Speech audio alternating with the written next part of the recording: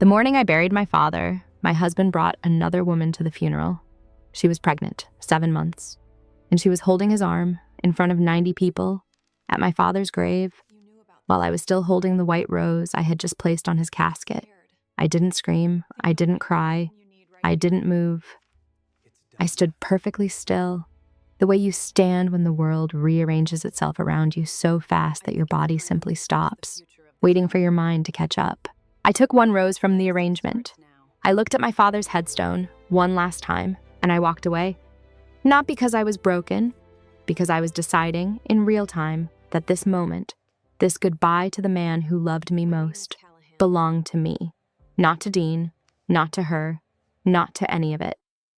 What Dean didn't know, what none of them knew, was that my father's attorney had already made a call that morning. My father had updated his will 14 months earlier.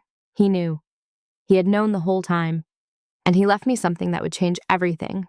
Not just money, power, and finally, myself. Sometimes the moment everything falls apart is the exact moment you stop disappearing. This story is for every woman who has been too capable to be seen, too loyal to leave, and too strong to be given credit for it. Stay until the end. This one is for you. If this story speaks to something you felt, something you've lived, hit like so more women can find it. Drop a comment below, share it with someone who needs to hear it today, and subscribe, because every week we bring you stories about real strength, real betrayal, and real women who found their way back to themselves. The first sound was a car door, not slammed, not careless, closed with that particular careful softness. The sound of someone trying not to be heard arriving late. Maggie Callahan Holbrook heard it from across the cemetery lawn. She did not turn around. She was standing at the edge of the Callahan family plot, in a black wool coat that had belonged to her mother, in shoes that were half a size too small. She had known about the shoes since 7 that morning. She had put them on anyway, because they were the right shoes, the appropriate shoes, the shoes that said what shoes needed to say at your father's funeral. It was November in Dayton, Ohio. The kind of November that smells like wet leaves and cold engine exhaust, and something deeper underneath. Like the earth, reminding you it was always there. Patient, waiting. Her father had been in the ground for 11 minutes. There were perhaps 90 people gathered. Robert Callahan was not a flashy man. He had no interest in being famous, but he was known. Built Callahan Industrial from a single rented shop with 2 employees into a manufacturing company with 400 workers across 3 states. The men who showed up today were real men. Men who worked alongside him for 20 and 30 years. Men who drove 2 hours in the November cold to stand here. Several of them were crying without embarrassment. Maggie was not crying. She did not know yet that she would not cry at all today. She was holding her mother's hand with her left hand and her daughter, Claire's hand, with her right hand. She was doing the thing she had done her entire adult life, holding the center while the edges pulled apart. Dean was not beside her. She had noticed it when they lowered the casket, the space where he should have been standing. She told herself he was caught in traffic. He had driven separately. Some explanation about a morning call, a client, something she had genuinely stopped listening to at some point in the past few years without noticing the exact moment she stopped. She did not look for him yet. She was saying goodbye to her father. The pastor finished. People began to move. Voices rose the way they always did after a graveside service, a little too quickly, a little too relieved to find ordinary life still available. Maggie stayed still. Her mother Frances squeezed her hand, once, twice. Then Frances said, very quietly, "He's here." It was not relief in her mother's voice. It was something else, a tone Maggie could not quite place, which was unusual because she had spent 48 years learning every variation of her mother's voice. She turned. Dean was walking across the cemetery lawn toward them. He was wearing his good charcoal suit, the one she had dropped at the dry cleaner last week while managing 15 other things. his silver tie. He looked, as he always looked, perfectly assembled, handsome in the way of men who have never once doubted their right to be in a room. He was not alone. The woman beside him was young, dark hair, a wool coat stretched across a stomach that was unmistakably, undeniably, visibly pregnant, 7 months. Maybe 7.5. The woman was holding Dean's arm, not tucked behind him, not hanging back with the appropriate shame of someone who understood where she was and what she was doing. She was beside him, walking beside him, across a cemetery, toward his wife of 22 years who had just put her father in the ground. Maggie heard, at a very great distance, the sound of something breaking. Not a physical sound. Interior. The way a load-bearing wall feels in the moment before it comes down. That specific vibration, that particular held breath before everything shifts. She stood perfectly still. 90 people at a graveside service, and Margaret Callahan Holbrook did not move a single muscle. She did not gasp. She did not step backward. She stood in the November grass in shoes that were half a size too small, and she absorbed it. Anyone who has ever received the worst news of their life while surrounded by other people knows this stillness. The body's first response to the unbearable is sometimes simply to stop, to go very quiet inside, to buy itself one more second before the world becomes permanently different. Claire saw it before Maggie spoke. She made a sound, low and sharp, like a caught breath turned sideways, and then she stepped forward. She put herself between her mother and the approaching figures. 22 years old, and she moved without thinking, the way people move to protect something they love. Dean stopped walking. He registered in real time that he had made a catastrophic miscalculation. The woman, Tara, stopped a half step behind him. She read the faces.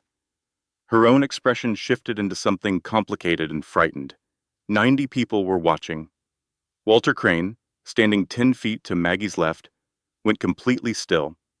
He was holding his hat in both hands. He looked at Dean the way a man looks at someone who has just done something unforgivable in a place where forgiveness is the whole point. Maggie took one breath. She bent down and took one of the white roses from the funeral arrangement. A clean, practiced motion. Not theatrical, not for effect. She straightened. She looked at the headstone. Robert James Callahan, beloved husband and father. She said, quietly enough that only her mother and daughter could hear, "I'll be in the car, Mom." And she walked away. Not fast, not shakily, with the measured, deliberate steps of a woman who had decided, in real time, that she would not give this moment to Dean Holbrook. This moment belonged to her father, and she was not going to let anyone take it. She did not look back. In her car, her own car, the one she drove herself, she sat in the driver's seat and did not start the engine. She held the white rose in both hands. She looked at the dashboard. She breathed in through her nose and out through her mouth, 3 times, the way her father had taught her when she was 8 years old and terrified on a riding mower. He always came back to me, she thought, meaning her father. He always came back. And this was the first crack, the tiniest fracture in the composure she had maintained all morning. Not for Dean, for her father. For the specific, unbearable fact that Robert Callahan was gone and she could not call him tonight and tell him what just happened. Which was the first call she would have made, the only call she actually wanted to make. Through the windshield, she could see Dean at the edge of the parking lot. He was on his phone. The pregnant woman stood apart from him, alone, one hand on her stomach, looking at nothing. Maggie watched her for a long moment. She's cold, Maggie thought, without meaning to. The woman's coat was not heavy enough for November. She was shivering. Maggie turned the key in the ignition. She turned on the heat. Then she drove home alone. In the car, on the empty November roads, the inner monologue arrived. not questioning, not wondering, stating facts. He brought her here. He brought her to my father's funeral. He stood there in the suit I had cleaned, and he brought another woman to my father's funeral. She is pregnant. He has been with her long enough for her to be that pregnant. He brought her here, not questions, statements, cold, factual, irrefutable. The truth arriving not like a wave, but like a verdict. Back at the Callahan family home, the post-funeral reception moved through the rooms the way these things do. Quiet at first, then voices rising, then food appearing, then the gradual, merciful business of other people talking about other things. Maggie moved through it. She accepted condolences. She thanked people for coming. She directed the caterers and accepted casseroles and found chairs for people who needed them. She was good at this. She had always been good at this.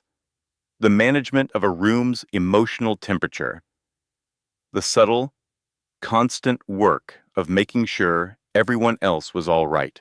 At some point in the middle of it, she looked at her own hands carrying a plate and thought, I have been doing this my whole life.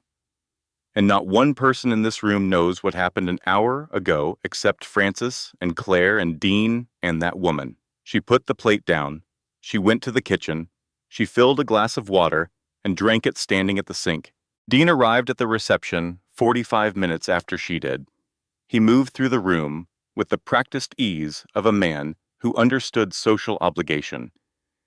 He spoke to the right people. He accepted condolences with appropriate gravity. He did not come near Maggie. Walter Crane watched him from across the room. At 6 o'clock, when the last guests were leaving, Walter pulled Gerald Whitmore aside near the front hallway. I need to call Margaret tomorrow morning, Gerald said, very quietly. Tell her to be available. Walter looked at him. How much? Gerald considered for a moment. More than Dean knows about. Walter looked across the room to where Dean was standing, composed and social, a glass of whiskey in his hand, talking to one of Bob's former suppliers. Walter's expression did not change. Good, Walter said. That night, Dean came home at 10:30. He stood in the kitchen doorway. Maggie was sitting at the kitchen table with a cup of tea that had gone completely cold. She had not moved for an hour and a half. Maggie, he said, I need to explain. Not tonight, she said. She did not look up. 2 words, quiet as snowfall. He stopped. Something in her stillness, the absolute, unperformative stillness of it, made him step backward into the hallway without speaking again. She looked back at her tea. 22 years, she thought. I know your face better than I know my own. I have watched you walk into rooms for 22 years, and I have never once seen you afraid of me. She almost smiled. Why is that? She went to bed at midnight. She lay in the dark, in the bedroom they had shared for 16 years, and she looked at the ceiling, and she breathed. In through her nose, out through her mouth, 3 times, the way her father taught her. She did not sleep for a long time, but she stayed very still. In the morning, she would make coffee, water the plants, think about what to do next. Tonight, she let herself be in the room with the grief that belonged entirely to her. The grief for her father, untouched by anything Dean had done, clean and real, and hers alone, Robert James Callahan, beloved husband and father. She whispered it into the dark once, very quietly, like a prayer. Or a promise. 3 days after the funeral, Maggie woke at 5:30. She always woke at 5:30. The body does not adjust its schedule for grief or betrayal, or both, happening simultaneously. It simply continues. 5:30, the particular gray of pre-dawn coming through the curtains, the sound of the furnace clicking on. Dean was in the guest room. This was established without discussion or drama.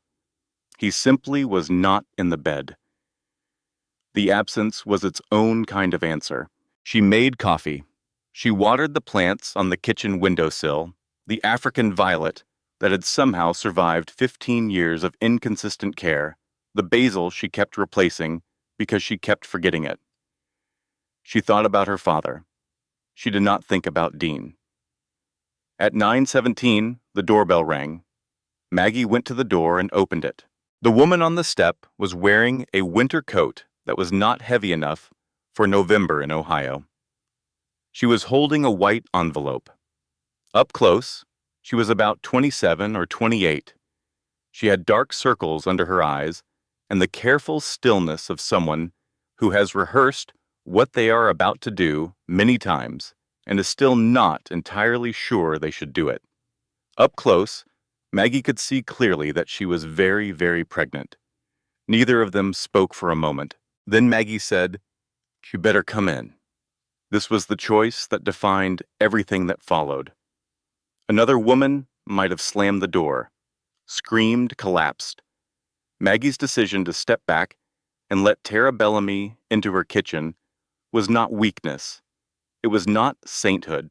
It was the action of a woman who had spent 48 years paying attention and who had learned from a father who built things from nothing that you need to understand what you are dealing with before you deal with it. In the kitchen, over coffee that Maggie made automatically, the way she had made coffee in this kitchen for 16 years, Tara told her story. She was a paralegal at the firm where Dean served on the board of a subsidiary company. They met at a client dinner 14 months ago. He told her he was separated. He said the marriage had been over for years in any real sense. He said his wife had already agreed in principle to a divorce, that they were simply managing the timing for financial reasons. Tara stopped talking. Then she said, "He told me you knew, that you'd agreed to everything." The silence in the kitchen was complete. Agreed to everything. Maggie turned this over. Not just the affair. She had been processing that at 3 in the morning for 72 hours, alone in the dark, running the timeline backward and forward. The specific construction of the lie was different. He had not simply deceived Tara. He had drafted an entire alternate version of their marriage. One in which Maggie was a cooperative participant in her own abandonment. "He said I knew," Maggie said. "He showed me a text message," Tara said, and her voice broke slightly. "It looked like it was from you. It said you were both on the same page." A text message. He fabricated a text message. Of course he did, Maggie thought. He always had an answer for everything. Every question had a reason. Every concern had a counter. I thought that was competence. I thought that was intelligence. I see now it was just practice. 22 years of practice. "I didn't know he was still married," Tara said. "I want you to know that. I wouldn't have. I'm not someone who would." She stopped. "I know you have no reason to believe me." Maggie looked at her, this young woman, 7 months pregnant, sitting at the kitchen table with the careful posture of someone holding themselves together by concentration, alone. She was frightened. She was ashamed. She had come here not knowing what she would find. Maggie waited for hatred, specifically directed at Tara. It did not come. Not entirely. What arrived instead was something more complicated. A kind of unwilling recognition. She trusted him. She believed what he told her. She arranged her life around what he said was true. The only difference between her and me is 22 years. Maggie got up and refilled both their coffees. She did it automatically, efficiently, the way she had done it in this kitchen for 16 years. Her hands did not shake. She stood at the counter for one moment and thought, "I am making coffee for my husband's pregnant mistress in my kitchen 4 days after my father's funeral." She could not make this make sense. She stopped trying. She just filled the cups. "What was in the envelope?" Maggie asked, sitting back down. Tara looked at the envelope she had placed on the table. "A letter," she said. "I wrote it when I found out. When I found out he'd been lying, about all of it." She paused. "I wanted you to know I didn't know. I'm sorry. I know that probably means nothing, but I needed you to know. Maggie picked up the envelope. She did not open it yet. Where are you staying? She asked. Tara looked confused by the question. A hotel? I left his apartment when I found out. I'm looking for, Is he paying for the hotel? He said he would. I don't know if He's not going to, Maggie said, not cruelly, simply. Like a weather report? He's not going to pay for anything he can avoid paying for. That's who he is. You need to know that now. Tara stared at her. The woman who had every reason in the world to be her enemy had just given her the most useful piece of information she had received in 14 months. What are you going to do? Tara asked. I'm going to call my lawyer, Maggie said. What are you going to do? Tara looked down at her stomach. I'm going to figure out how to do this alone, she said. I don't want anything from him. I just don't want to be permanently attached to him. Maggie sat very still for a moment. She looked at this young woman, frightened, pregnant, living inside a lie she hadn't known she was living. Two women, both deceived by the same architect, both left holding what he built, and then abandoned. She reached into the kitchen drawer. She pulled out a business card and slid it across the table. That's Helen Morrison, she said. She's the best family attorney in this part of Ohio. Tell her I sent you. Tara picked up the card. She stared at it.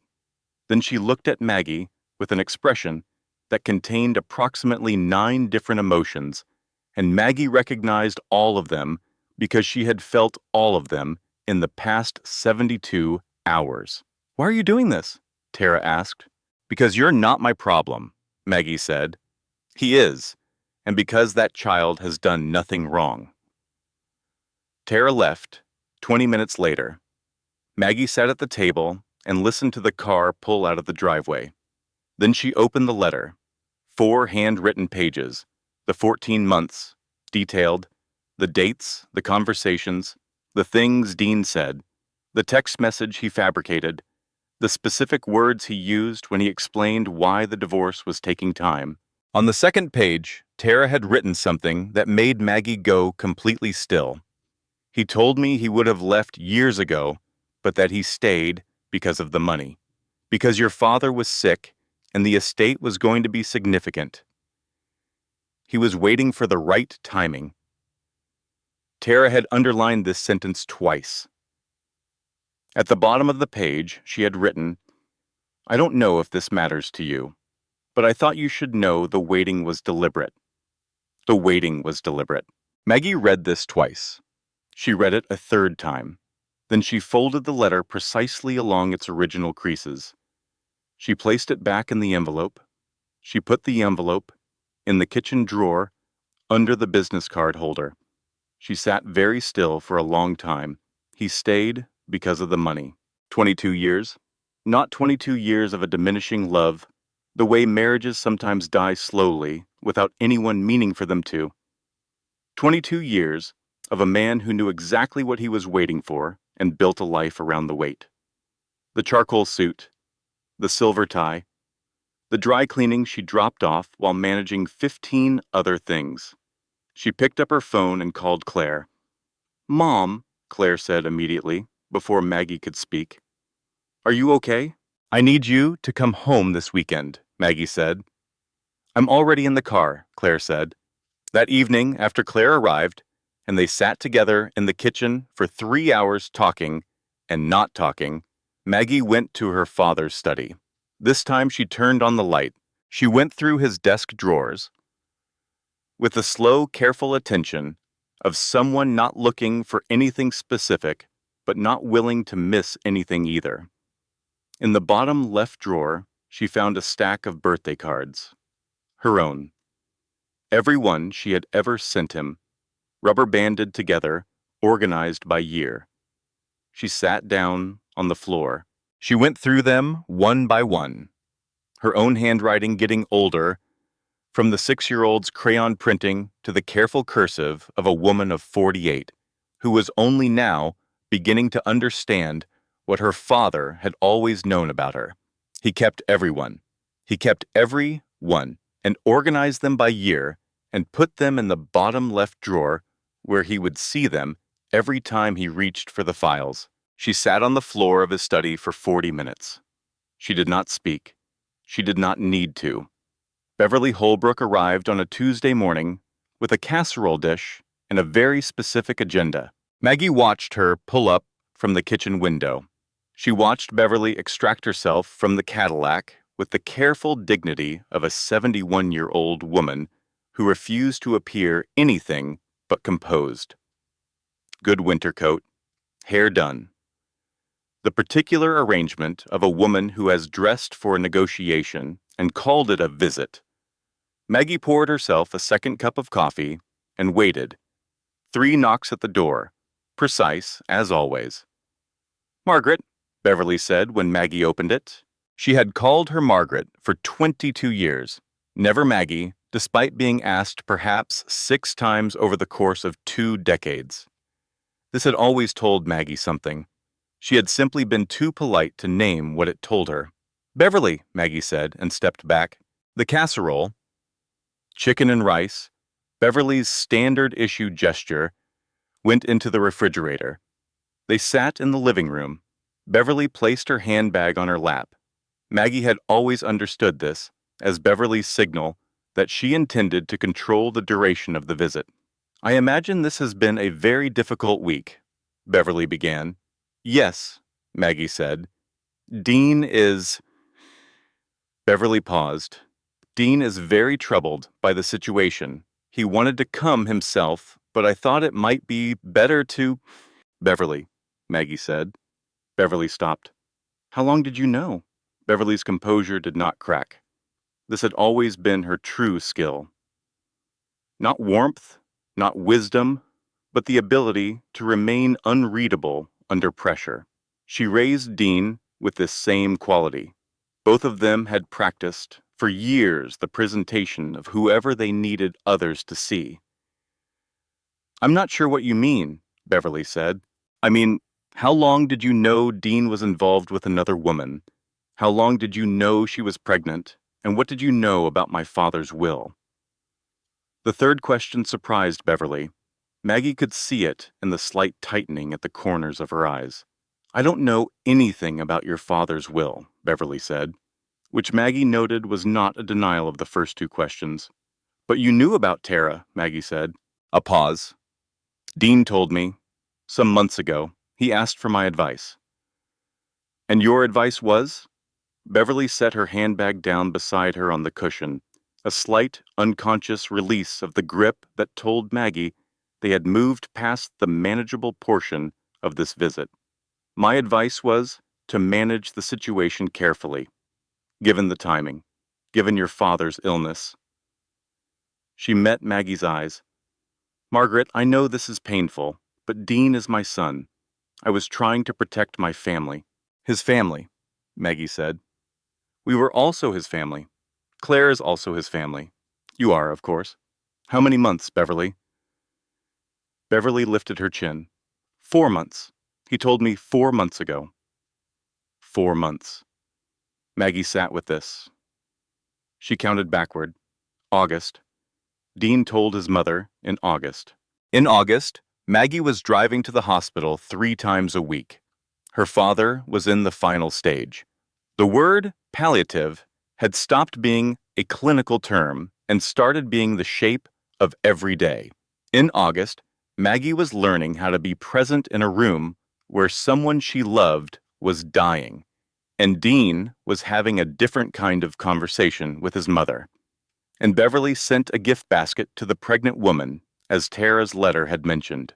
And Beverly sat across from Maggie at Thanksgiving 6 weeks ago and asked whether the mashed potatoes had enough salt.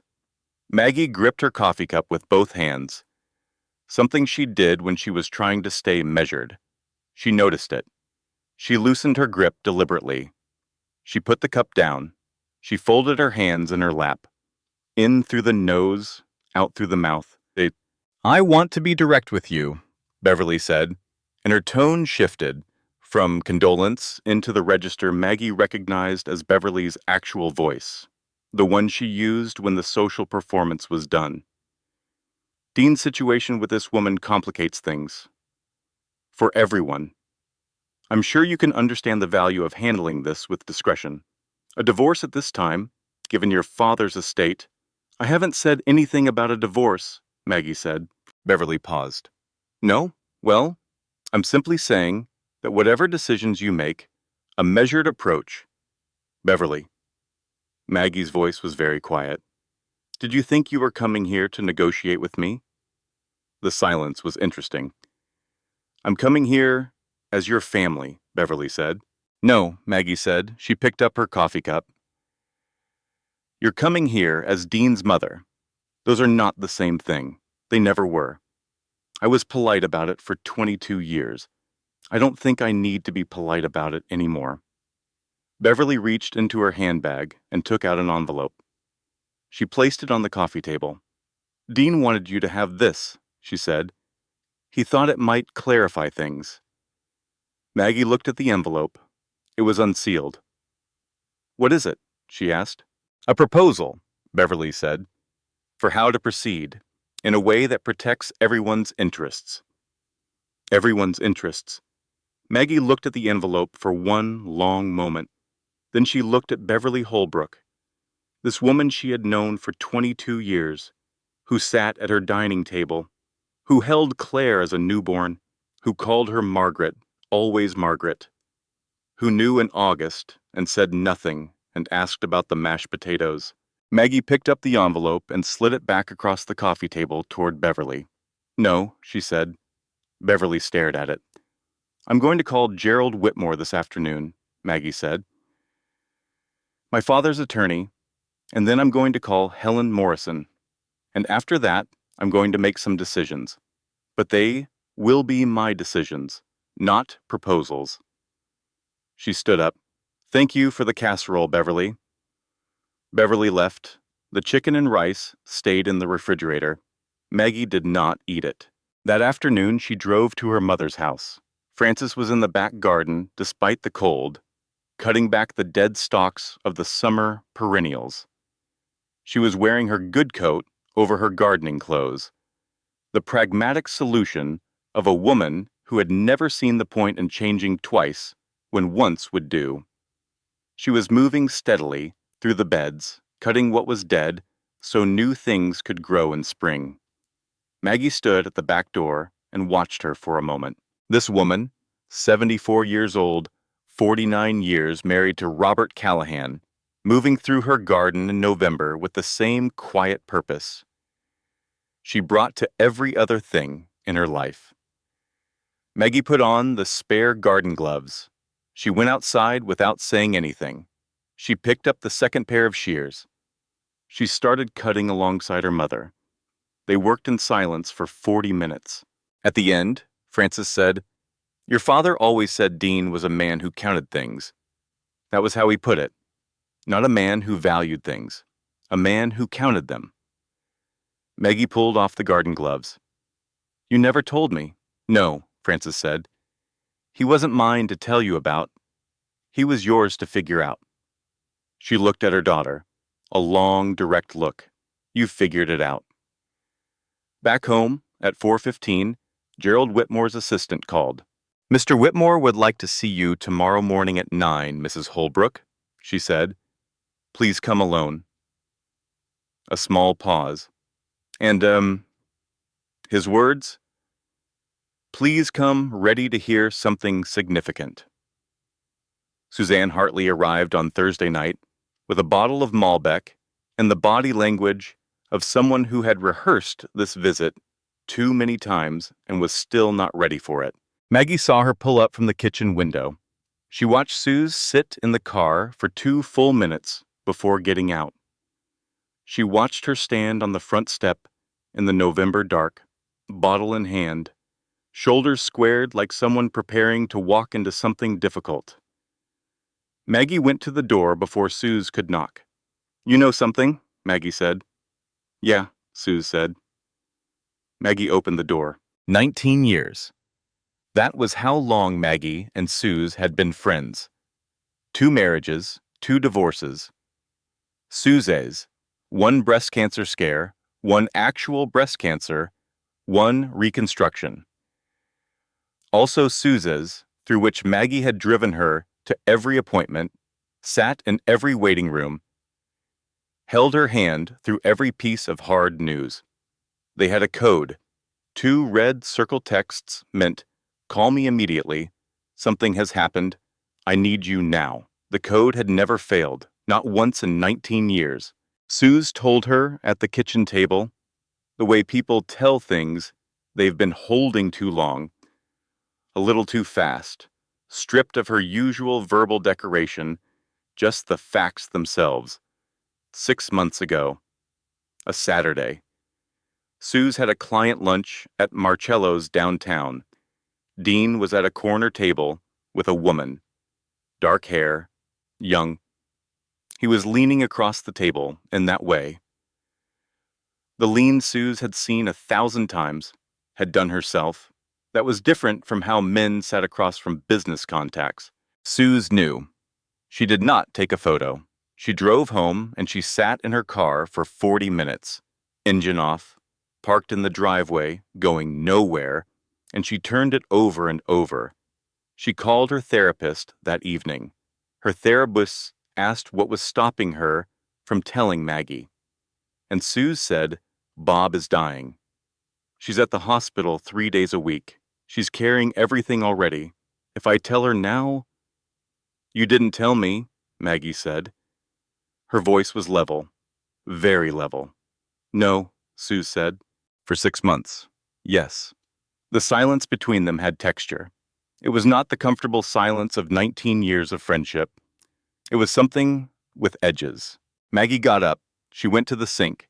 She stood with her back to Suze, hands braced on the counter, looking out the kitchen window at the dark backyard. She focused on the window frame, the slight discoloration of the caulk in the upper left corner, which she had been meaning to fix for 2 years. The reflection of the kitchen light in the glass. 6 months. She's known for 6 months. While I was choosing what suit to bury my father in, while I was managing the hospital rotations and the medication schedules and the phone calls to his business contacts because he was too weak to make them himself, while I was holding my mother up and making sure Claire was all right and organizing every detail of the last months of my father's life, Suze knew, and 6 months passed. She turned around. "Why didn't you send me the code?" she asked. 2 red circles. That's what we have it for. Suze could not answer this for a moment. Then she said, "Because I was scared. I was scared you'd fall apart and you were already carrying so much. I convinced myself I was protecting you." "You were protecting yourself," Maggie said, not cruelly, accurately, like naming a thing that needed a name. Suze closed her eyes. "Yes, probably. Yes." This is what loneliness actually feels like, Maggie thought. Not the absence of people, the presence of people who couldn't tell you the truth, everyone in the same rooms as me, everyone knowing something I should have been allowed to know, and me in the middle, managing everything, holding everything together, and nobody thought I could handle it. Or maybe they all just needed me too much in one piece to risk breaking me. She didn't know which was worse. "I'm not fragile," she said. She said it to the window, or to herself, or to the dark backyard beyond it. "I have never been fragile. I don't know why everyone in my life decided I was." "I know," Suze said, very quietly. "I know you're not." The friendship did not explode.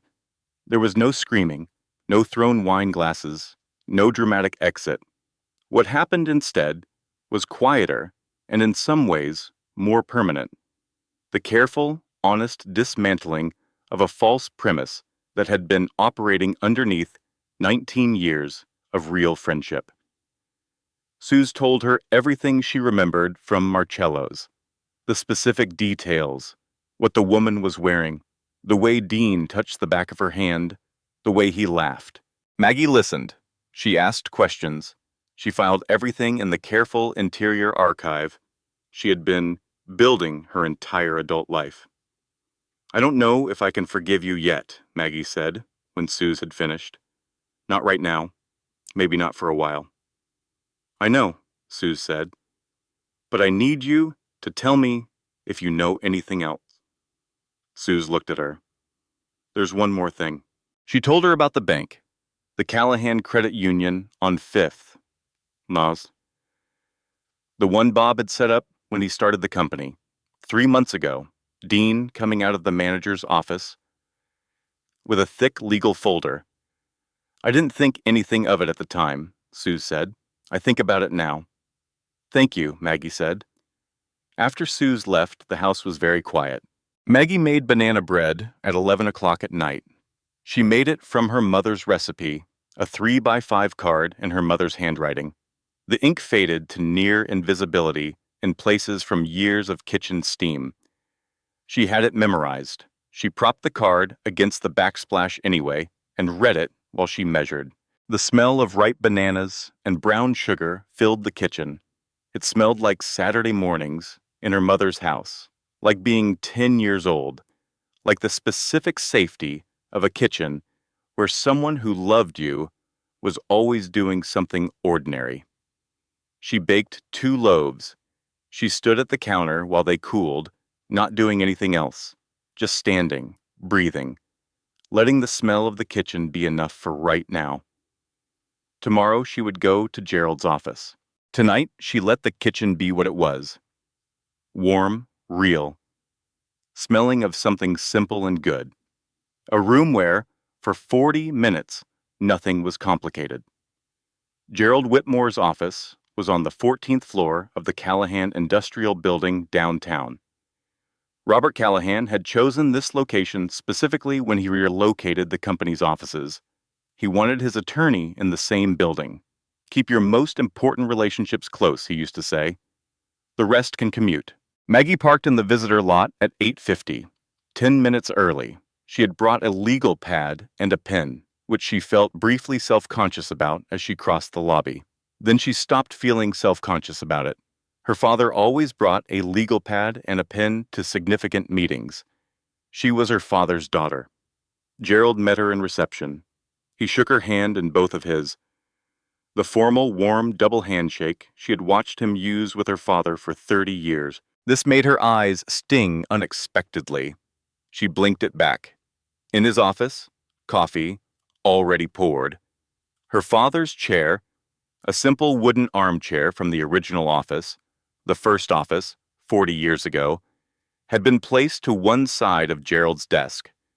She went to it and sat down without being directed to. Gerald, who had known her since she was 12, nodded once, as if she had done the correct thing. He began with the overview. Robert Callahan's estate, as of his death, was valued at approximately $980 million. Gerald rounded it to $1 billion for simplicity. The majority was equity in Callahan Industrial. The remainder was real estate, investments, and liquid assets. Maggie wrote the numbers on her legal pad. She looked at it. "The estate is divided as follows," Gerald continued. 40% goes to the Callahan Family Foundation, already established, for which you and your sister Patricia are trustees. 20% to your mother, Frances. The remaining 40% goes to you, Margaret, named specifically, with conditions and protections added to the will 14 months ago. 40%. She did not calculate out loud. She did it quietly, on the legal pad, in the margin. "The conditions," she said. "Straightforward but significant," Gerald said. "Your father added a marital protection clause 14 months ago. It specifies that the bequest to you is in your name only. It is not marital property under Ohio law, being inherited. A prenuptial agreement was not in place, but the timing of the amendment, made while your marriage was ongoing, would make any claim by Dean on this inheritance extremely difficult to pursue." A pause. "He knew," Maggie said. He had concerns, Gerald said carefully. He hired a private investigator.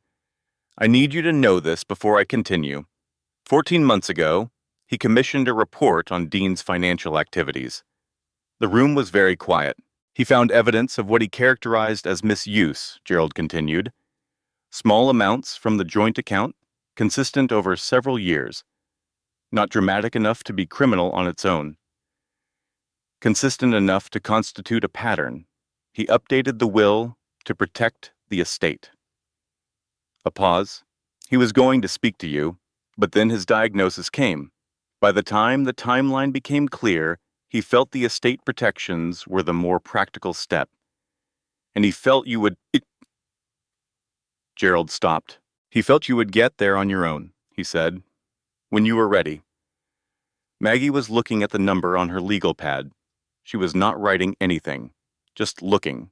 Then she said, he knew about Dean. For 14 months. He knew. Yes, Gerald said.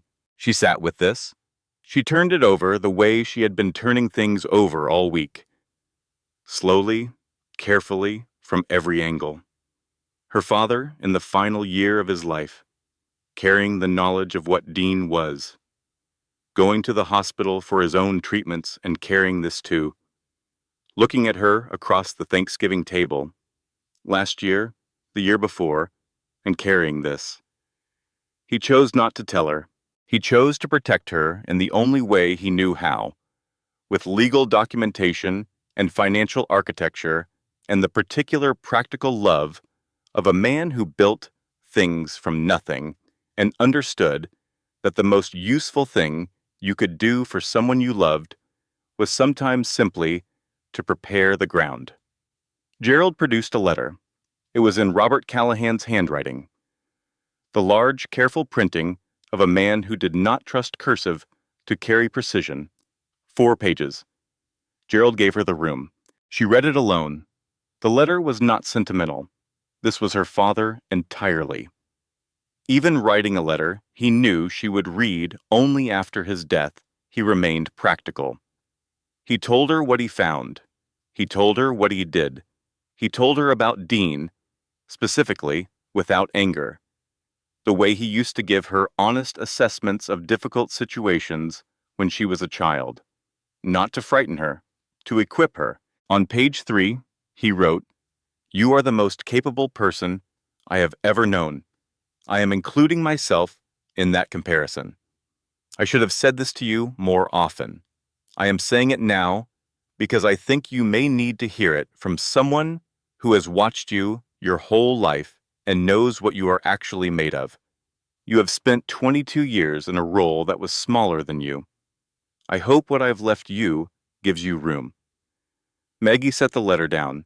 She pressed both hands flat on the page, as if she could feel the warmth of his handwriting through the paper. He left me the tools. He didn't carry me. He left me the tools. And then he let me figure out I needed them. Is that love? Yes. It is absolutely love. It is his specific kind of love, and I have spent my whole life understanding it was real, even when it didn't look like other people's versions. Even when I wished he would just say it. Even when I needed him to say it, and he fixed the furnace instead. He said it now. He said it in 4 pages of careful printing that she would keep for the rest of her life. Her face was wet. She noticed this. After several minutes, she did not wipe it. She just let it be. Outside the 14th floor window, the November sky was flat and gray. The parking lot below was full of ordinary cars. The day was entirely ordinary, and her life was not the life she thought it was. And her father knew this. And he left her the tools. Gerald came back in quietly. He saw her face and did not remark on it. He sat down and folded his hands. "There's one more thing," Maggie said. "Suze told me she saw Dean at the Callahan Credit Union on 5th, about 3 months ago, coming out of the manager's office with a legal folder." Gerald's expression shifted. Not alarm, but recognition. "I'm aware of that visit. Dean made an inquiry through an intermediary, asking about the estate structure. He was given information consistent with the public record. Nothing protected. A pause. But the fact that he was asking suggests he was anticipating. He was waiting, Maggie said. He told the woman he was waiting for the right timing. Gerald looked at her steadily. Then the timing has arrived, he said, just not in the direction he anticipated. Walking to her car afterward, Maggie stopped in the middle of the parking lot. The November wind was sharp. She stood in it. She let it be sharp. She let it hit her face, and she stood in it. She said, out loud, to the gray sky, "He knew I could do this." She got in her car. She drove to the office of Helen Morrison, family attorney. There was work to do. Dean came home on a Sunday. Maggie chose the Sunday herself. She knew him well enough, 22 years of knowing the exact architecture of his avoidance, to calculate when he would come. He had been staying at what he called a friend's place, which Claire had already tracked with the methodical efficiency of someone who was also her father's daughter, to a hotel suite on the west side of the city. Maggie spent the 2 weeks between Gerald's office and this Sunday preparing, not rehearsing speeches, not managing her emotions around what she would say. Preparing, which meant 3 meetings with Helen Morrison, 2 calls with the estate's financial advisors, 4 hours with Walter Crane learning the bones of Callahan Industrial, and 6 readings of her father's letter. It meant identifying, with some precision, exactly what she knew and what she intended to do with it. Dean sat across from her at the kitchen table. He was, as always, well-dressed. He had the composed manner of a man who had been rehearsing his own speech. He began with an apology. It was a prepared apology. She could hear the architecture of it, the strategic sequence of acknowledgement, mitigation, and redirection. She recognized the structure the way you recognize a road you've driven many times in the dark. She let him finish. "Are you done?" she asked. He blinked. Yes, I wanted to be honest." "You've never been honest with me," she said. "Not about the important things. We can start from that place, or we can waste another hour." He was quiet. "The affair has been going on for 14 months, she said. "You met Tara at the Garrison client dinner. You told her we were separated. You fabricated a text message from me to support that. She is 7 months pregnant. You've been informally inquiring about my father's estate structure for at least 3 months. You've been moving money in small, consistent amounts for several years. And you told your mother in August, 4 months ago, while I was at the hospital with my father." Silence. "You've been talking to Gerald," Dean said, something careful in his voice, recalibrating. "I'm his client," Maggie said. "He's been talking to me." "He's recalculating. I can see it. The way his eyes move, the slight pause before he speaks. He built his strategy for a grieving woman who might be negotiable. He did not build it for this." "The money was for investments," Dean said. "For our future." "Stop," Maggie said, like a period at the end of a sentence. He stopped. "I'm not going to argue the facts with you," she said. "Helen Morrison has the financial documentation. The will is in my name with protections my father built specifically for this scenario. You're going to receive a formal letter from Helen's office within the week. I'd strongly advise you to get your own representation." Dean leaned forward. "Maggie, listen to me. After 22 years, everything we built together. You built a second life while living in ours," she said. "That's not a marriage. That's a staging area. You're not thinking clearly. I'm thinking more clearly than I have in years." She said this without heat. It was simply true. I'm realizing I've been thinking clearly my entire life and simply not trusting it. "The company," he started, "is not yours," she said. He went still. "My name is Callahan," she said. "My father's name. The company is called Callahan Industrial, and I'm going to run it. Dean looked at her for a long moment. She could see him searching for the angle. The counter. The point of leverage. He had spent 22 years being the most important person in every room. He was trying to locate that position now and finding it unavailable. Then he said, slowly, "You've never run anything in your life." She looked at him.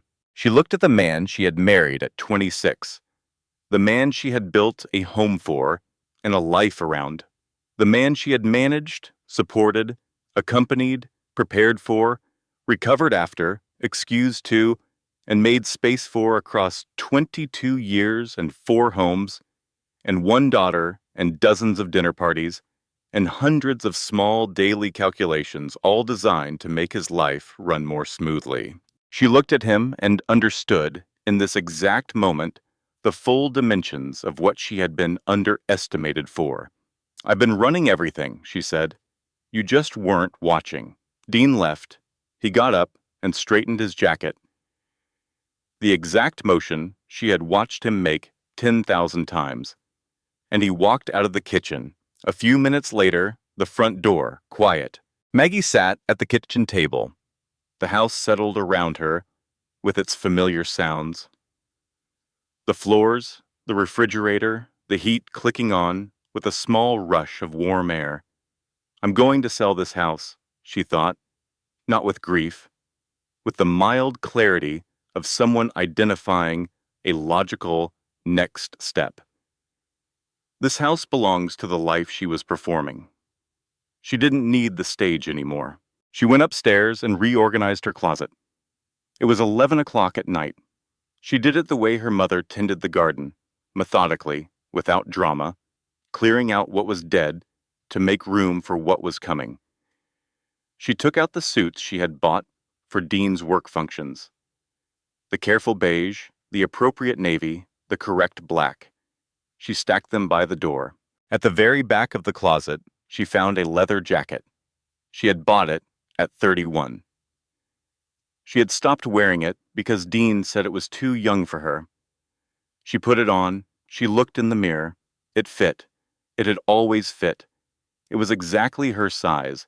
She looked like herself, the specific version of herself that existed before she started editing for Dean's comfort. "That's what I look like," she thought. "That's been there the whole time." She hung it on the front of the rack where she could see it in the morning. She went to bed. She slept, for the first time in 2 weeks, without waking at 3 in the morning. "I'm not crazy. I know what I saw. I know what I know. And I deserve better than 22 years of being too useful to be seen." She slept. Walter Crane called the board meeting for December 15th. 3.5 weeks after the funeral. By then, Gerald had begun formalizing the estate transfer, Helen had filed the divorce petition, and Maggie had been introduced to the senior management team at Callahan Industrial as principal shareholder. The board had 12 members. 3 of them had known Robert Callahan longer than Maggie had been alive. 2 of them had spent the weeks since Bob's death quietly advancing the case for an outside candidate. A chief executive from a Michigan manufacturing firm who played golf with everyone and had never met a room he couldn't charm. Maggie was aware of this. Walter had briefed her. She had spent 3 weeks in systematic preparation, the company's finances, operations, labor agreements, 5-year projections, 3 current contracts, and the union negotiations scheduled for March. She read everything twice. She had coffee with every department head. She walked every floor of the original facility. One evening, she sat in her father's chair at his old desk for 3 hours, not reading anything, just sitting, just occupying the space. The board meeting was at 9 in the morning. She arrived at 8:30. She was the first person in the room. She took her father's chair at the head of the table. She placed her legal pad in front of her, her pen, her notes from last night on the 5-year projections, and her father's letter, still in its envelope, which she set at the top corner of the table where she could see it. She did not need to reread it. She had it in memory, but she kept it visible because it was his presence in the room. Board members arrived. Some were warm, some were professionally neutral. The Michigan candidates' advocates were careful and correct, their faces revealing nothing. Walter opened the meeting. He introduced Maggie formally, her name, her standing in the estate, her position as principal shareholder. He used the phrase permanent chief executive officer. One of the Michigan advocates shifted very slightly in his chair. Maggie spoke for 12 minutes. No slides. From notes, from memory, from 3 weeks of preparation, and from a lifetime of paying attention to how her father talked about this company. Not as an asset, as a community. 400 people and their families. She talked about the union negotiation in March. She had already spoken informally with Dale, the union representative who had worked for her father for 18 years and cried at the funeral. She talked about the Michigan candidate's operational record. Good in isolation, misaligned with Callahan Industrial's culture. She talked about the expansion to a 4th facility in Western Ohio that her father had in his private notes, but never formally proposed. She did not raise her voice. She did not perform confidence. She simply spoke from what she knew, which turned out to be more than anyone in the room expected. At the end of the 12 minutes, she said, "My father built this company as a place where people could do real work and be treated like people who matter. That's not sentiment. It's a business model. It's why turnover on the floor is almost zero. It's why the March negotiation is going to go smoothly. And it's why I'm the right person to run this company." A pause. Not because my name is on the door, because I know what the door is for. The vote was 8-4. Maggie thanked the board members individually. She shook Walter's hand. His eyes were bright with something she recognized as grief that had found somewhere useful to go. She collected her legal pad and her father's letter. She walked out of the room and took the elevator to the 14th floor. "Well," Gerald said. 8-4, she said. He smiled. "Your father would have expected 10-2. He always said you were too modest." "He was a hard standard to meet," Maggie said. "Yes," Gerald said. "He was." That evening, Claire called. "Mom?" A pause. "Is it real? Like you're actually—" "Yes," Maggie said. A very long pause. Then Claire said, with the particular voice of someone who was both laughing and crying, "Dad has no idea what he did, does he?" "No," Maggie said. "He really doesn't." "Good," Claire said. Fiercely, cleanly, without hesitation. It was the most satisfying single word Maggie had heard in months. That evening, she drove to her mother's house for dinner. Frances had made pot roast, her father's favorite, which Frances made every few weeks because the house smelled right when she did. They ate at the kitchen table, just the two of them, and they talked about Robert, specific things, his laugh, the way he drove, the fact that he could not parallel park despite 40 years of driving, a fact that always made him furious, and everyone else quietly, helplessly delighted. They laughed. They cried a little. They ate all the pot roast. Maggie drove home in the dark with the windows down slightly, even in the cold, because she wanted to feel the air, because she was still here, because the night was real, and she was real inside it. And tomorrow she was going back to her father's building and sitting in her father's chair and doing the work her father believed she could do. Somewhere along the way, I became invisible, she thought, and I let it happen. I won't let it happen again. Not out of anger, out of knowledge. Helen Morrison was a small woman with a measured voice and the manner of someone who had heard every variation of every marital dissolution story and had never once been surprised. She had dark hair going silver at the temples, wore good suits, and had a habit of folding her hands on her desk in a way that was simultaneously gentle and completely implacable. She was, as Maggie had told Tara, the best family attorney in this part of Ohio. Dean had retained Marcus Finn, known in Dayton legal circles as aggressive. He filed a counterpetition asserting marital contributions to the growth of the Callahan estate during the marriage. Standard strategic move in high-asset divorces. The claim would not succeed, given Robert's estate protections, but it was designed to slow the process and generate leverage. He's going to try to make this expensive, Helen said. Let him, Maggie said. Helen looked at her over her folded hands. That's an unusual response. He waited 22 years for this, Maggie said. He can wait a little longer while it doesn't work. The proceedings ran from December through February. 3 months of formal legal motion and countermotion, of documentation and depositions, of the careful, methodical dismantling of a 22-year marriage through the mechanism of the law.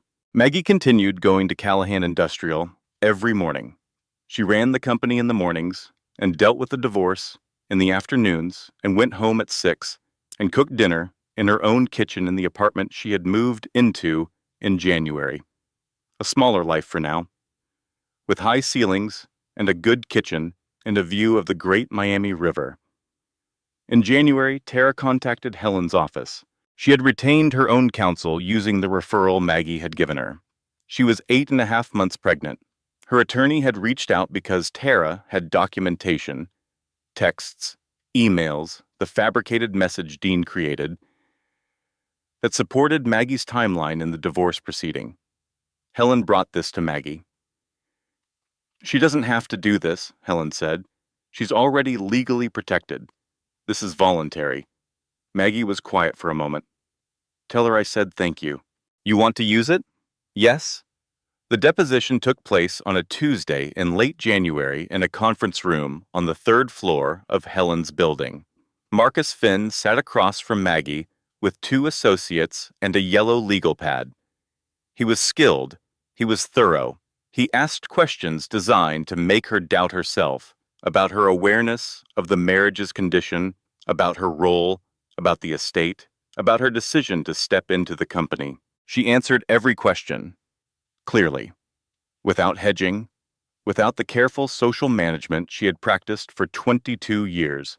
She answered as herself, the woman who paid attention, the woman who read the financial documents, the woman who listened to her father's letter and reorganized her closet at midnight and made coffee for the pregnant woman at her kitchen table and gave her a lawyer's card because the child had done nothing wrong. At the end of 3 hours, Marcus Finn gathered his papers. He looked at Maggie. Mrs. Holbrook, he said, I have to say, you're a very prepared witness. I'm a very prepared person, she said. It's been a surprise to everyone, apparently. He had no answer for this. Dean's counterpetition dissolved under the weight of the financial documentation and Tara's voluntary evidence. The marital contributions claim was formally dismissed. The pattern of small financial movements, carefully documented across several years, became leverage in the opposite direction. Dean signed the settlement agreement in February. He received a fair settlement of the assets that were legitimately joint property. The house, pero, which Maggie had already listed, and the joint investment account. He received nothing of the Callahan estate, not $1. Maggie signed her copies on a Tuesday afternoon in Helen's office. Her hand was steady. She signed each page without pausing. Helen witnessed. The notary stamped. It was formal and quiet, and it was done. She went to the window. Helen's office overlooked the great Miami River, gray-brown in February, moving steadily south under the ice at its edges. She stood at the window and looked at the river and felt something she had been trying to locate for months. How do you feel? Helen asked. Maggie thought about this. She thought about it honestly, which was the only way she knew how to answer questions now. Like I've been holding my breath for 22 years, she said, and just now put my feet down. She called Claire from the parking lot. "It's done," she said. Claire exhaled, a long, full breath, as if she had been holding it too. Then Maggie said, not for Claire's benefit, but because she needed to hear herself say it out loud, needed to hear her own voice carry these words. "I am never going to be invisible again, not because I'll be loud, because I'm going to take up the space I'm actually entitled to." "Good," Claire said. "Good," Maggie agreed. That evening, she drove to the cemetery. She parked at the edge of the Callahan family plot. She didn't get out of the car. She sat for a while looking at the headstone through the windshield. It was February, and cold, and the cemetery was empty. The sky was going purple at the horizon. "You were right," she said, "about all of it." She sat another few minutes. Then she drove back to the apartment, the high ceilings, the view of the river, the kitchen she had stocked with her own things, the gray velvet couch, the life she was building one February day at a time. She was not the woman she had been at 26 when she married Dean Holbrook. She was not even the woman she had been 11 weeks ago, standing at her father's grave in shoes that were half a size too small. She was Margaret Callahan, and she was just getting started. March arrived the way it always does in Ohio, tentatively, with false starts, 2 days of warmth, followed by a week of cold, as if the season is testing whether anyone will notice. Maggie noticed everything now. She was 6 weeks into her first full operational quarter as Chief Executive Officer of Callahan Industrial. The union negotiation had been scheduled for the 3rd week of March. She had spent the preceding weeks in careful preparation, not just the legal and financial preparation, but the human kind. She had coffee with Dale 3 times, not formal meetings, just coffee, in the break room of the Kettering facility where Dale had worked for 18 years and knew every face on every shift. Dale was a broad-shouldered woman in her mid-50s with a direct gaze and the particular patience of someone who had negotiated labor agreements for 20 years and had heard every variety of management promise. She was not easy to impress. She was also not easy to fool. The first afternoon, Dale simply watched Maggie, listened to how she talked about the workers, noted what she asked about and what she didn't need to be told. At the end of the coffee, she said, "You've been reading the employee surveys." "Every one from the last 5 years," Maggie said. Dale looked at her for a moment. "Bob never read those." "I know," Maggie said. "I think that was a gap." Something shifted in Dale's expression. Not softness exactly.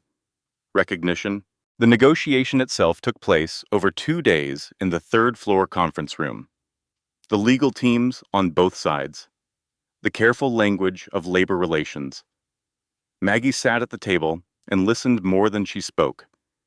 She asked questions when she needed to understand something and stated positions when she needed to hold them. By 4 o'clock on the second day, they reached an agreement. Dale shook her hand across the table. A firm, real handshake, the kind that means something. "Your dad always dealt straight," Dale said. She paused. "I wasn't sure if you would." "I'm his daughter," Maggie said. "It's the only way I know how to operate." Dale nodded. "All right, then." The primary conflict of Maggie's story, the question of who she was underneath the role she had been playing, resolved itself in that handshake. Not in a courtroom, not in a confrontation with Dean, in a conference room in March, with a union representative who needed to know whether she could be trusted. She could, she was. Claire came home for a long weekend later that month. She arrived on a Friday evening with her overnight bag and a bottle of the white wine they both liked, and the particular energy of a young woman who had something to say and had been waiting for the right moment. They sat on the gray velvet couch in Maggie's apartment, the one Claire had helped pick out in January, the apartment Claire had walked into for the first time and said, quietly, "Mom, this looks like you." They had the conversation they had never had. "I knew," Claire said, "not the specific details, but I knew something was wrong. I've known for a long time. How long? At least a year, maybe more. Claire looked at her hands. I saw things. The way he talked to you. The way he... There were moments when I wanted to say something, and I couldn't figure out how. Why didn't you tell me? Claire looked at her mother. She had Maggie's eyes, brown with that specific amber and direct light. She had Dean's height and Maggie's face, and both of their stubbornness, distributed in ways that had made her simultaneously difficult and magnificent from approximately age 4. I didn't want to be the one who broke it, Claire said. I was scared that if I said it out loud, you'd have to, and then everything would... She stopped. I didn't want to hurt you. Maggie looked at her daughter for a long moment. At 22 years old, carrying the weight of her parents' marriage on her own because she thought she needed to protect her mother from it. This was a weight no child should carry. This was what it cost. The performance of containment. It didn't just cost Maggie. It cost Claire. Claire, she said, I need you to understand something. Claire looked at her. You are never responsible for managing my emotions. That is not your job. It has never been your job. Not when you were 10 and I was stressed and trying not to show it. Not when you were 15 and could feel the temperature of a room shift when your father walked in. Not now. I'm sorry I raised you in a house where that felt like it might be true. Claire's face crumpled. She cried, properly, fully, the way she had not allowed herself to cry since the funeral, maybe since longer than that. Maggie held her. They sat on the gray velvet couch, and Maggie held her daughter the way she had held her at 3 years old, and 12 years old, and 18 years old. The specific physical knowledge of another person's weight and temperature and breathing that parents carry their whole lives. The apartment is really nice, Mom, Claire said, eventually into her shoulder. I know, Maggie said. I picked everything myself. Claire laughed, still a little wet. It shows. 2 days after Claire left, Suze appeared at Maggie's door, a box of macarons from the bakery they had been going to together for 15 years. She stood at the door in the March cold, and she said, I'm not doing the big speech. I've done it in my head at about 400 times. Every version is terrible. Maggie opened the door. They sat at the kitchen table. Suze opened the box. Maggie poured coffee. I should have told you, Suze said. It was cowardly. I was wrong. I'm sorry. She looked at Maggie steadily. Not performing sorry. Actually sorry. There's a difference, and I know you know the difference. I know, Maggie said. Are we fixable? Maggie looked at her. This woman, who had been her closest friend for 19 years, who sat in every waiting room, who showed up with bad wine and good instincts, and the particular ferocious loyalty that had been, until 6 months ago, completely reliable, who was now sitting across from her in the March morning with a box of macarons and the courage to ask a question she genuinely didn't know the answer to. Yes, Maggie said, but not yet, fully. It's going to take time. Okay, Susie said. She picked up a macaron. Then we'll take time. One more thing, Maggie said. Suze looked at her. If you ever see something I need to know, Maggie said, you tell me. Immediately, whatever else is happening. I will, Suze said. I swear. Good, Maggie said. She picked up her own macaron. Now tell me why your last date was such a disaster. Because I genuinely need the entertainment. Suze laughed. The specific explosive laugh Maggie had heard for 19 years. The laugh that had never once changed since the day they met in a grocery store parking lot over a shared umbrella in a downpour. It filled the small kitchen. Warm and real and imperfect and entirely itself. It was not the same as it was. But it was not nothing. It was the beginning of the next thing. In February, Tara's daughter was born. A girl, 7 pounds, 4 ounces. Maggie received a photo and a text from an unknown number. A newborn in a hospital blanket. Dark-haired, wrinkle-faced, entirely, completely herself. Her name is Rose, the text said. Thank you. For the lawyer's card and for not making me the villain. Maggie looked at the photo for a long time. This child who was connected to her life through loss and deception and an unexpected act of grace at a kitchen table in November. She did not try to name what she felt precisely. She did not need a precise name for it. She saved the photo. She texted back, "She's beautiful." It was the true thing to say. It was May, 6 months since the funeral. The trees on the Callahan Industrial Campus were in first leaf. Pale green, the tentative green of early spring that looked almost too soft for the world it was growing into, and then wasn't. Trees always surprised her with that, the way something could look fragile and turn out not to be. Maggie parked in the executive spot. Her spot now, with her name on the sign that Walter had insisted on installing in January, which still gave her a small, private shock every morning she saw it. She walked into the building the way she had walked in every morning since January, through the main lobby. Good morning to Marcus at the security desk. 11 years at this building, knew everyone by name. The elevator, the 14th floor. Her office was her father's office, reorganized by her own hand. His photographs were still on the walls. The facility photographs, the team photos from the 1980s and 90s, when everyone was younger and the hairstyles were different, but the expressions were the same. People proud of what they were building together.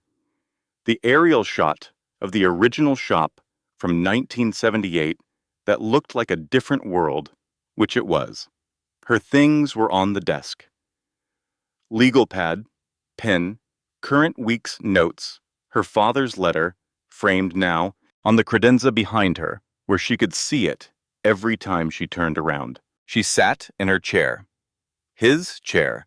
Both. On her desk was a stack of letters from employees who had written to welcome her in January. She had read all of them. She kept them the way her father kept her birthday cards. Together, organized.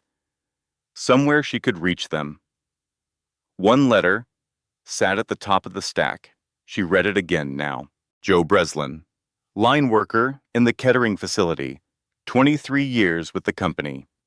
He had written, "Mr. Callahan always said the company was only as good as the people who showed up for it. I hope you're the same. From what Walter says, you are." She looked at this for a moment. I showed up for the wrong person for 22 years. Not bitterly. She was past bitter. Bitter was a room she had passed through and left behind. She was past it the way you are past a town you drove through once and wouldn't recognize again. What remained was clear and clean and factual. I showed up completely, with everything I had, the management of the household, the management of Dean's ego and his career stumbles and his social schedule, the school board and the hospital campaigns and the network of relationships he benefited from, but never tended himself. I showed up for all of it, and the showing up, the capacity for it, the skill of it, that's still here. It didn't leave with Dean. It was never his. It was always mine. Her phone rang. Hold music. The tinny loop that meant a transferred call. Then the click of connection. "Ms. Callahan?" A young voice. Efficient. Professional. "This is Brad Hansen from Midwest Manufacturing Weekly. I'm working on a profile piece about Callahan Industrial's transition to new leadership. Could you comment on—" "Miss Callahan Holbrook," she said. By reflex, the name she had answered to for 22 years. Then she stopped. She held the phone. Callahan Holbrook. The hyphen she had carried since she was 26. The careful balance of two names, her father's before her own. The way she had threaded it everywhere. Business cards, school paperwork, the name on the dry cleaning receipts. Callahan, she thought, Just Callahan. Actually, she said, and her voice was steady, and it was hers, fully, wholly, without management or editing or consideration of how it would land. It's Callahan. Just Callahan. She picked up her pen. Of course, Brad Hansen said, and she could hear him correcting his notes. Ms. Callahan, could I ask? You can ask, she said. Go ahead. Through her office window, the May morning was bright and unhurried. The parking lot below was filling up with the morning shift, cars pulling in, people getting out with their coffees and their phones and their ordinary Monday lives. She could see Marcus at the entrance, nodding at people as they passed. She could see the loading dock at the far end of the lot, where the first trucks were already arriving for the day. 400 people. 400 people who showed up every day because this place was worth showing up to. Her father had spent 40 years making it worth showing up to. She had 6 months behind her. She had the rest of her working life ahead. She turned back to her legal pad. She wrote the date at the top of a fresh page, the way she always did. The 1st of May. The way she had always done this, from the first week in the office, carried from her father's habit, carried from whatever it was in both of them that understood a blank page with a date at the top as a kind of contract with the day. The page was white. The morning was bright. The company was running. Her daughter was building her own life in Chicago and knew she would never again have to carry her mother's emotions in silence. Her best friend was slowly, carefully becoming her best friend again. Her father's letter was framed on the credenza behind her. Tara Bellamy's daughter was named Rose and was 2 months old and entirely herself. Dean Holbrook was somewhere in the city living with the choices he made and the results of them. And Maggie Callahan was here, in her father's chair, in the 14th floor office, with the windows overlooking the parking lot and the May trees and the ordinary morning that was entirely, specifically, impossibly hers. She had spent 22 years in a role that was smaller than her. Her father said so. He said it in 4 pages of careful printing she had memorized without meaning to. She had spent 22 years performing the perfect wife, the supportive daughter, the gracious hostess, the woman who managed the edges so the center could hold. She had worn these masks so long she forgot they were masks.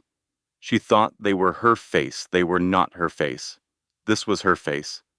The woman in her father's chair with a legal pad and the date written at the top, and the full, complicated, imperfect, unmanaged life in front of her. Rough around some edges, unfinished in the good way, free.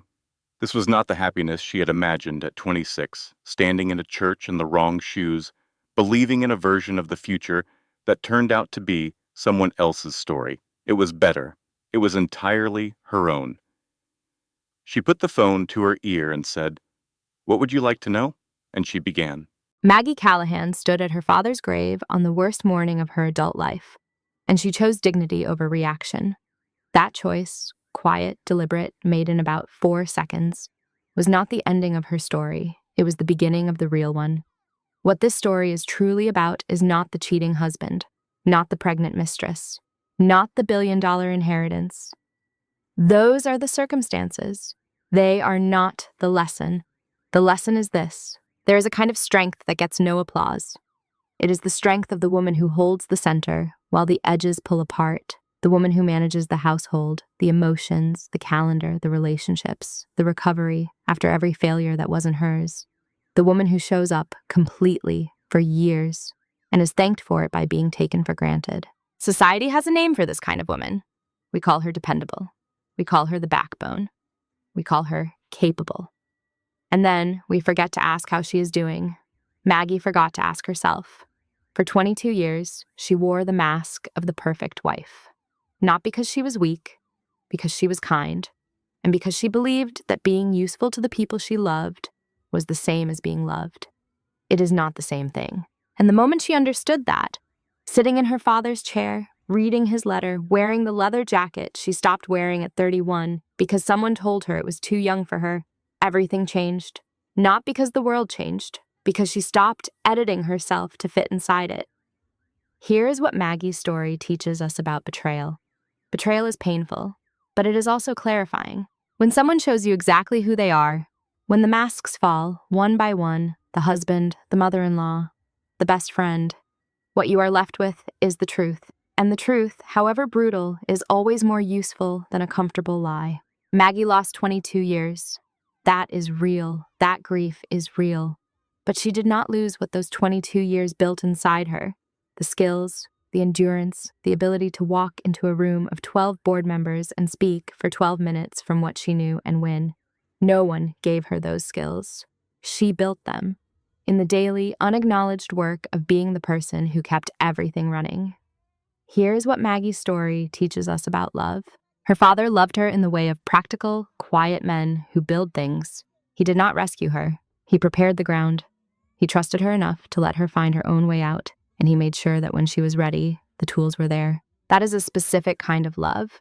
It does not always look like love when you are in the middle of it. It looks like distance. It looks like withholding.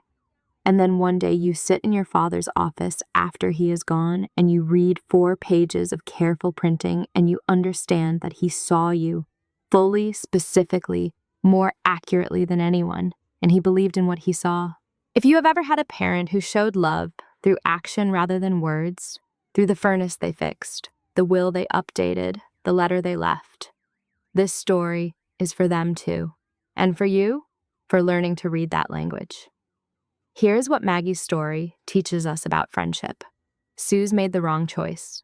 She held information that belonged to Maggie because she was afraid, and that fear cost them both. True friendship is not protecting someone from hard news. True friendship is trusting that the person you love is strong enough to handle the truth. When we withhold difficult things from the people we love to spare them, we are often, if we are honest, sparing ourselves. The confrontation, the discomfort, the risk that they will be angry at us for knowing. The repair between Maggie and Suze was slow and real. It did not happen over one bottle of wine. It happened over time, with honesty, with one clear ground rule. Tell me what I need to know immediately, whatever else is happening. That is the ground rule for every real friendship. It is worth saying out loud. And here's the final thing. The most important lesson in this story is not about betrayal or inheritance or justice. It is about the mask. Every one of us wears masks. Some of them are necessary, some of them are kind, but some of them, the ones we have worn so long we forgot they were masks, are simply the shapes of who other people needed us to be. The perfect wife, the strong one, the one who manages everything, the one who doesn't need much, the one who can handle it. Maggie wore that mask for 22 years. Underneath it was not emptiness. Underneath was everything. Capable, steady, intelligent, clear-eyed, ready. The mask was not protecting her. It was containing her. When it fell, not all at once, but layer by layer, one betrayal at a time, what was left was not a broken woman. What was left was Margaret Callahan, sitting in her father's chair, legal pad, pen, date at the top of a fresh page, the most capable person her father ever knew, including himself. Starting over feels impossible. But staying is always, always worse. This content was carefully researched, developed, and manually edited by our team, built not for clicks, but for meaning. Every story we bring you is constructed with the intention of offering not just entertainment, but something you can carry with you. A perspective, a moment of recognition, a reminder that your experience is real, your strength is real, and you are not alone in it. Thank you for being here.